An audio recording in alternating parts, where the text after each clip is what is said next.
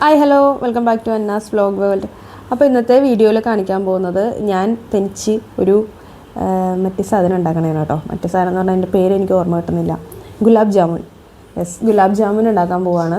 അപ്പോൾ അതിന് വേണ്ടിയിട്ട് ഞാൻ കുറച്ച് ബ്രെഡ് എടുത്തിട്ടുണ്ട്, പാലെടുത്തിട്ടുണ്ട്, ഏലക്ക എടുത്തിട്ടുണ്ട്. ഇത് ഹോം മെയ്ഡാണ് കേട്ടോ. ഞാൻ യൂട്യൂബിലൊക്കെ നോക്കിയിട്ട് ഭയങ്കര പ്രോകൾ ഉണ്ടാക്കിയിരിക്കുന്ന സാധനം ഞാൻ ജസ്റ്റ് ഒന്ന് ട്രൈ ചെയ്ത് നോക്കാൻ വേണ്ടിയിട്ട് പോവാണ്. അപ്പോൾ എനിക്ക് ഗുലാബ് ജാമുൻ ഭയങ്കര ഇഷ്ടമാണ് കേട്ടോ. ഗുലാബ് ജാമുൻ മാത്രമല്ല, ഞാനൊരു സ്വീറ്റ്സിൻ്റെ അഡിക്റ്റാണ്. എന്ത് കിട്ടിയാലും ഞാൻ സ്വീറ്റ് ആണെങ്കിൽ എന്ത് കിട്ടിയാലും വാരി വലിച്ച് തിന്നും. എനിക്ക് മട്ടിക്കത്തൊന്നുമില്ല കേട്ടോ. എല്ലാവരും എൻ്റെ അടുത്ത് ചോദിക്കും, നിനക്ക് മട്ടിക്കുന്നില്ല, നീ എങ്ങനെ ഇങ്ങനെ തിന്നണേന്ന് ചോദിക്കും. ഒരു പ്രശ്നമില്ല. ഞാൻ എന്താണെങ്കിലും എനിക്ക് പായസം കുടിച്ച് കഴിഞ്ഞാൽ ഒരു പരിധി, ഒരു 3-4 പ്രാവശ്യം കഴിച്ച് കഴിഞ്ഞാൽ എനിക്ക് മട്ടിക്കും എന്നല്ലാതെ ലഡു, ജിലേബി, ഗുലാബ് ജാമുൻ, പേടകൾ, അങ്ങനെ എന്ത് കിട്ടിയാലും എനിക്ക് മട്ടിക്കത്തില്ല. ഞാൻ അങ്ങനെ കണ്ടിന്യൂസ് തിന്നുകൊണ്ടിരിക്കുന്ന ആളാണ്. അപ്പോൾ ബ്രെഡ് നമ്മൾ ബ്രെഡിൻ്റെ അരികിലുള്ള ആ ബ്രൗൺ കളറില്ലേ, അതൊക്കെ ചെത്തി കളഞ്ഞിട്ട് നന്നായിട്ട് കൈ കൊണ്ട് പൊടിച്ച് അതിനകത്ത് കുറച്ച് പാൽ ആഡ് ചെയ്ത് അത് നമ്മൾ ജസ്റ്റ് ഒന്ന് ചെറിയ ഉണ്ടാക്കിയിട്ട് എടുക്കാം. ശരിക്കും ഈ ചെറിയ ഉണ്ടാക്കുന്നത് നമ്മൾ ഇത് വെള്ളത്തിലിടുമ്പോഴത്തേക്കും വീർക്കും എന്നാണ് പറയുന്നത്.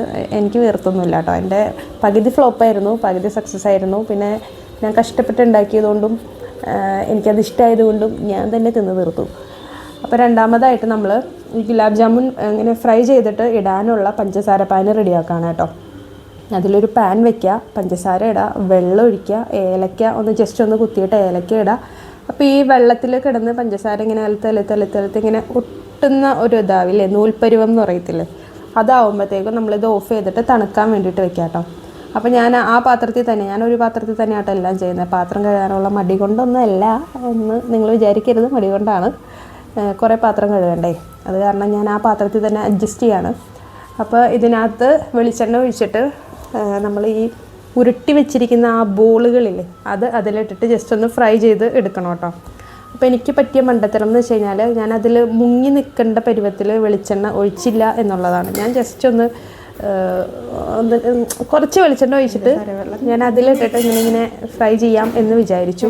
ഇനി അതുകൊണ്ടാണോ ഇതിങ്ങനെ വീർത്ത് വരാതിരുന്നതെന്ന് എനിക്കറിയത്തില്ല. എന്തായാലും ഞാൻ അങ്ങനെയാണ് ചെയ്തത്. ശരിക്കും എന്തൊരു ടേസ്റ്റാ, എന്തൊരു ടേസ്റ്റ് ആയിട്ടാ തോന്നണേ.